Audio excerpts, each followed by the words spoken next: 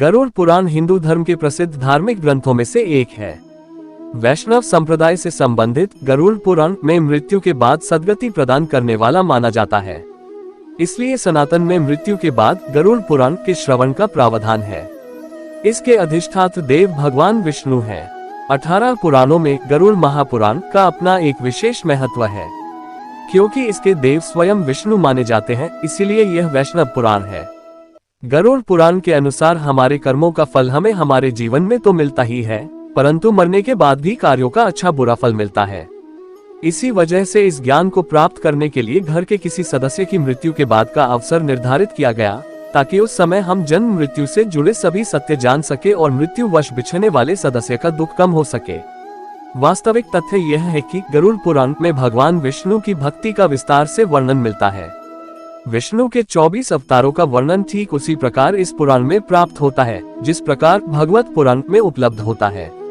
आरंभ में मनु से सृष्टि की उत्पत्ति, ध्रुव चरित्र और 12 आदित्यों की कथा प्राप्त होती है। उसके उपरांत सूर्य और चंद्र ग्रहों के मंत्र, शिव पार्वती मंत्र, इंद्र से संबंधित मंत्र, देवी सरस्वती के मंत्र और 9 शक्तियों के विषय में विस्तार से बताया गया है। गरुड़ पुराण में 19,000 श्लोक कहे जाते हैं, किंतु वर्तमान समय में कुल 7,000 श्लोक ही उपलब्ध हैं। इस पुराण को 2 भागों में रखकर देखना चाहिए।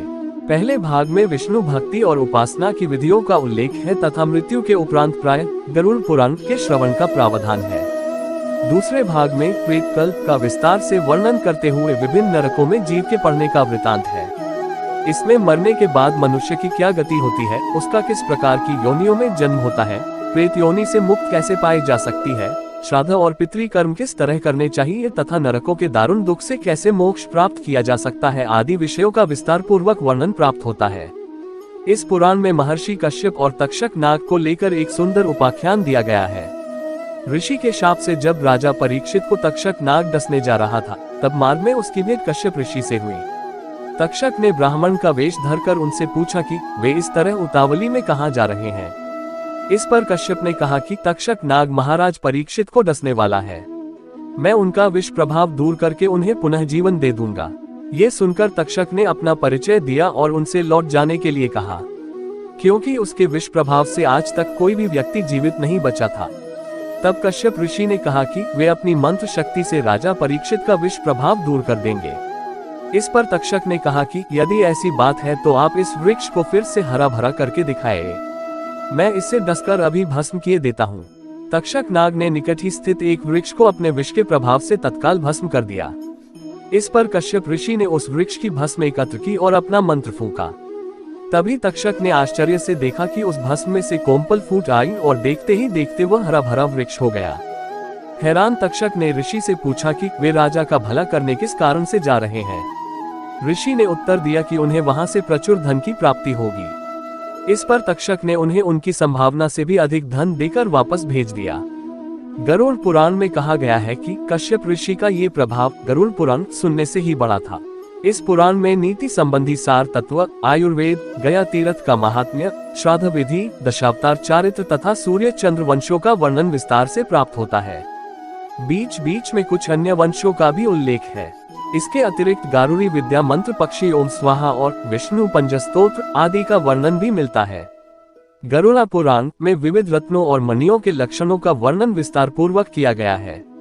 साथ ही हिंदू ज्योतिष, सामुद्रिक शास्त्र, सांपों के लक्षण, धर्म शास्त्र, विनायक शांति, वर्णाश्रम धर्म व्यवस्था, विविध व्रत उपवास, संपूर्ण अष्टांग योग, पतिव्रत धर्म महात्म्य, जप तप कीर्तन और पूजा विधान आदि का भी सविस्तार उल्लेख हुआ है। इस पुराण के प्रेत कल्प में 35 अध्याय हैं, जिसका प्रचलन सबसे अधिक हिंदू धर्म में है। इन 35 अध्यायों में यमलोक, प्रेतलोक और प्रेत योनि क्यों प्राप्त होती है, उसके कारण, दान महिमा, प्रेत योनि से बचने के उपाय, अनुष्ठान और श्राद्ध कर्म आदि का वर्णन विस्तार से किया गया है। ये सारी बातें मृत्यु को प्राप्त व्यक्ति के परिवार वालों पर गहरा प्रभाव डालती हैं। वे दिवंगत व्यक्ति की सद्गति और मोक्ष के लिए पुराण विधान के अनुसार भरपूर दान दक्षिणा देने के लिए तत्पर हो जाते हैं। इस पुराण का उद्देश्य भी यही जान पड़ता है। गरुड़ पुराण के दूसरे अध्याय में यह वर्णन मिलता है। इसके अनुसार गरुड़ ने कहा, हे केशव, यमलोक का मार्ग किस प्रकार दुखदायी होता है, पापी लोग वहां किस प्रकार जाते हैं, मुझे बताइए। भगवान बोले, हे गरुड़, महान दुख प्रदान करने वाले यममार्ग के विषय में मैं तुमसे कहता हूँ, मेरा भक्त होने पर भी तुम उसे सुनकर कांप उठोगे। यममार्ग में वृक्ष की छाया नहीं है, अन्न आदि भी नहीं है, वहाँ कहीं जल भी नहीं है, वहाँ प्रलय काल की भांति 12 सूर्य तपते हैं। उस मार्ग से जाता हुआ पापी कभी बर्फीली हवा से पीड़ित होता है तो भी कांटे चुभते हैं, कभी महाविषधर सर्पों द्वारा डसा जाता है, कहीं अग्नि से जलाया जाता है, कहीं सिंहों, व्याघ्रों और भयंकर कुत्तों द्वारा खाया जाता है, कहीं बिच्छुओं द्वारा डसा जाता है। इसके बाद वह भयंकर अस्यपत्र वन नामक नरक में पहुंचता है, जो 2000 योजन के विस्तार वाला है। ये वन कौ, उल्लू, गीधों, सर्गों तथा डॉन्सों से व्याप्त है। उसमें चारों ओर दावाग्नि है।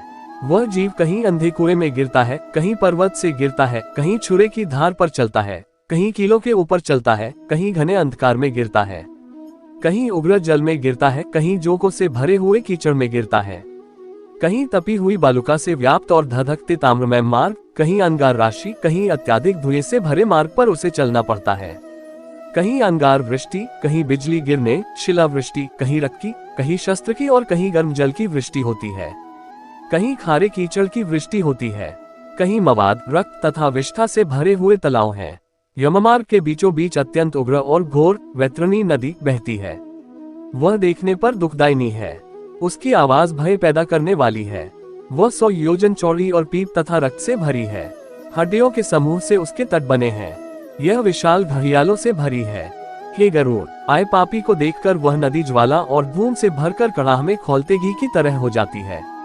यह नदी सुई के समान मुख वाले भयानक कीड़ों से भरी है।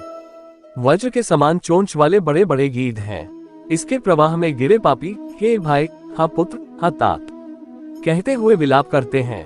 भूख प्यास से व्याकुल हो पापी रक्त का पान करते हैं। बहुत से बिच्छू तथा काले सांपों से व्याप्त उस नदी के बीच में गिरे हुए पापियों की रक्षा करने वाला कोई नहीं है।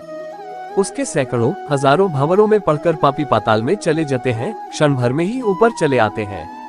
कुछ पापी पाश में बंधे होते हैं, कुछ अंकुश में फंसा कर खींचे जाते हैं और कुछ कोह द्वारा खींचे जाते हैं। वे पापी गर्दन हाथ पैरों में जंजीरों से बंधे होते हैं। उनकी पीठ पर लोहे के भार होते हैं। अत्यंत घोर यमदूतों द्वारा मुगदरों से पीटे जाते हुए रक्त वमन करते हैं तथा वमन किए रक्त को पीते हैं। इस प्रकार 17 दिन तक वायु वेग से चलते हुए 18वें दिन वह प्रेत सौम्यपुर में जाता है।